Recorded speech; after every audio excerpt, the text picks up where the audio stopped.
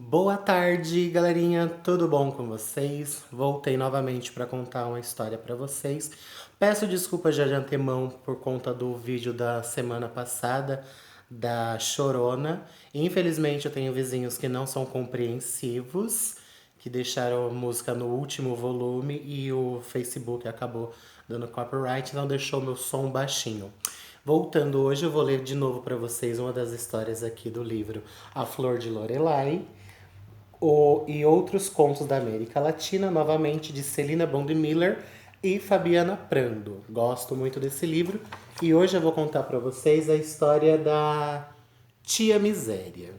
Por que será que ela tem esse nome de Tia Miséria? Quando a gente pensa em miséria, a gente já pensa em algo ruim, né? Então vamos descobrir aqui ao longo dessa história. Vou dizer para vocês que eu vou ter que recorrer ao recurso da leitura. Estou aqui novamente com os meus amigos o Pompeu e o Pompilho. Estão aqui acompanhando essa leitura. Se algum deles cair no meio da história, vocês vão entender. Então vamos lá. No tempo de que não se sabe quando, vivia numa casinha muito simples uma velha senhora bem pobre, a quem todos chamavam de Tia Miséria. Entretanto, havia um período do ano em que Tia Miséria não era tão pobre assim, pois possuía algo muito precioso, uma magnífica goiabeira no quintal. Fora plantada por ela mesma havia muitos anos.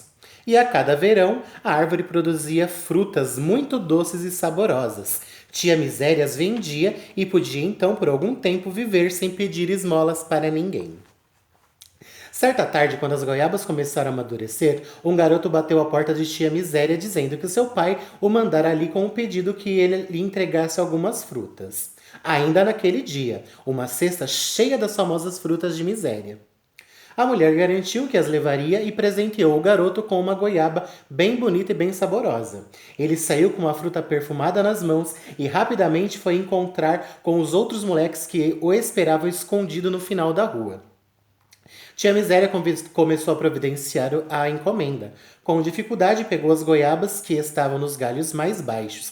Em seguida, com uma vara, derrubou as que não alcançava e as recolhia do chão com tal modo que, depois de algum tempo e com bastante esforço, conseguiu encher a cesta. Encaixando a cesta na cintura, pôs-se a caminho a passos lentos para fazer a entrega que havia sido pedida. Mas tão logo Miséria se afastou, o garoto e seus compinchas invadiram o quintal, subiram na árvore e colheram todas as frutas, não deixando umazinha sequer. Ao retornar e ver aquilo, tia Miséria chorou de raiva e de tristeza. Foi deitar-se desconsolada. No dia seguinte, uma terrível tempestade caiu logo cedo, e com ela chegou ao seu casebre um estranho. Suas roupas estavam sujas, encharcadas, e ele estava com muita fome, sede e cansaço. Sem que pedisse nada, tia Miséria se compadeceu e deu ao homem abrigo, água e dividiu com ele a pouca comida que tinha. Preparou uma sopa com algumas batatas, cebolas, um naco de carne e serviu com um pedaço de pão duro ao homem. Ao terminarem a refeição, o homem revelou que, apesar da aparência de mendigo, na verdade ele era um anjo que andava pela terra e com a incumbência de identificar pessoas de alma bondosa. Concedeu à tia Miséria o atendimento de um pedido, mas a velha contou que já tinha vivido bastante, mais de 90 anos, sempre com muito pouco e que estava acostumada com isso. Portanto, de nada precisava. Contudo, lembrando dos acontecimentos do dia anterior, Miséria pediu ao anjo que encantasse a sua goiabeira. Qualquer pessoa que nela subisse só desceria após o seu consentimento. E esse desejo, então, foi atendido. No verão seguinte, o outro moleque foi à casa de tia Miséria dizendo que o açougueiro a chamava para pegar um pedaço de carne e que queria dar a ela. Ela foi sem qualquer preocupação. Aquele tempo, a goiabeira já se encontrava repleta de frutos, quase prontos para serem vendidos. É claro que era uma mentira do garoto. Juntando-se a mais 3 comparsas que espreitavam a conversa de longe, correram até o quintal adentro, assim que Miséria pegou o caminho do açougue. 2 ficaram debaixo da árvore, enquanto os outros 2, apoiando-se nos ombros dos outros, ganharam os galhos mais altos. Bem na hora em que colocaram as mãos na primeira fruta, perceberam que estavam presos, mesmo debatendo-se, não conseguiam se descolar da árvore. Ao chegar, tia Miséria surpreendeu os meninos encarrapitados, chorando e gritando. E ela só o libertou depois de dar-lhe umas boas lapadas com a vara que usava para colher as goiabas. Mas eis que naquele mesmo dia, ao cair da tarde, outro alguém apareceu diante da humilde casa de Miséria.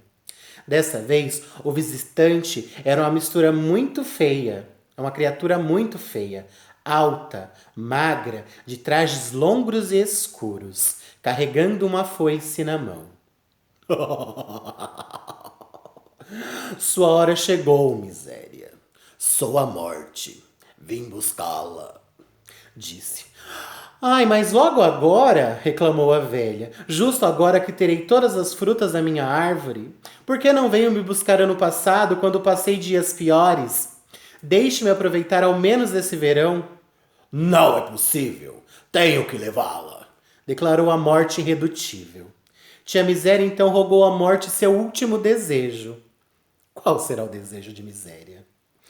Ai, dona Morte, enquanto me despeço de minha casa, peço que apanhe uma goiaba da minha amada árvore, a quem tratei como se fosse uma filha por toda a minha vida. Aquela que está lá no alto, a maior e mais bonita, poderá nos alimentar em nossa jornada. A morte então escalou a árvore, e quando montou no galho mais alto e tocou na fruta mais bonita e apetitosa. No entanto, ao tentar descer, deu-se conta de que estava presa e não conseguia se desvencilhar da fruta agarrada. As suas mãos, esqueléticas, estavam presas, e então ali ela permaneceu como espantalho, o mais sinistro que qualquer pessoa jamais havia visto. Porém, contudo, entretanto, todavia, não demorou muito a notícia da senhora presa na árvore, espalhou-se por todo lado. Foi uma agitação total, todos festejavam intensamente, viviam para sempre, tinham se livrado da morte. Todavia, Todavia, com o passar dos dias, semanas e meses, os problemas começaram a surgir. Pessoas doentes não conseguiam morrer e sofriam muito. Não era possível matar qualquer animal para comer, nem mesmo simples peixinhos. Os ratos não morriam e comiam todas as sementes que podiam ser plantadas. As pessoas começaram a perceber que a morte já fazia falta e que tinha sua importância. A esta altura, um velhinho muito abatido por uma grave doença chegou à porta de tia Miséria e lhe disse: Por favor, Miséria, eu lhe imploro, liberte a Dona Morte para que eu tenha um bom descanso. Sinto muita dor, já vivi bastante, quero partir, como eu e muitos outros estão sofrendo. Você faz um trato comigo? Se eu libertá-la, você me deixa viver para sempre? Disse Miséria à morte. Sem ter alternativa dessa vez, a morte concordou. Dizem que é por consequência desse trato que a miséria até hoje existe mundo afora. Beijo, crianças. Espero que vocês tenham gostado. E até semana que vem. Tchau!